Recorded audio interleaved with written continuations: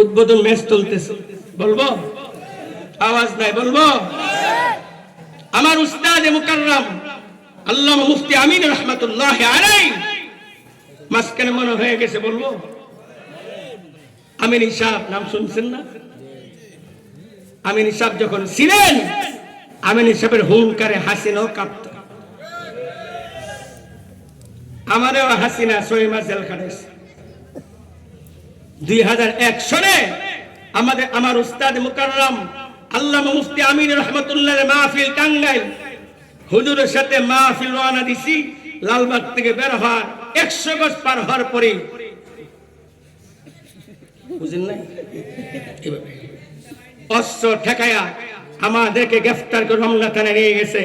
কিন্তু আমাদের গ্রেফতার করার পরে হাসিনার লস হয়েছে। কথা কোন? 2001 সনে ফেব্রুয়ারি মাসে আমরা গ্রেফতার হয়েছি। 6 মাস জেলখানায় ছিলাম। শত শত উলামায়ে কেরাম এমন দোয়া করেছে। আমরা জেল থেকে বের হয়েছি জুলাই মাসে। 1 অক্টোবরে হাসিনার পতনের ডঙ্কা বেজে গেছে। মুসলমান, জেলখানা যাওয়ার পরে আল্লাহু আকবার, কত সন্ত্রাসী, কত অপরাধী আমাদের মুরিদ হয়ে গেছে।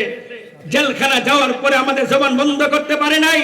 জেলখানাকে আমরা মাদ্রাসায় রূপান্তরিত করেছি। উলামায়ে কেরামকে জেলে ঢুকানো যাবে, গ্রেফতার করা যাবে, জুলুম নির্যাতন করা যাবে। উলামায়ে কেরামের জবানে আল্লাহর কোরআনের দাওয়াত বন্ধ করা যাবে না। মুসলমান, আমরা কোরআনকে মানব। আওয়াজ নাই, কোরআনকে মানব। আমার উস্তাদে মুকাররম আল্লামা মুফতি আমিন রহমাতুল্লাহকে কিতাব লিখছেন তেলাওয়াতে কোরআন।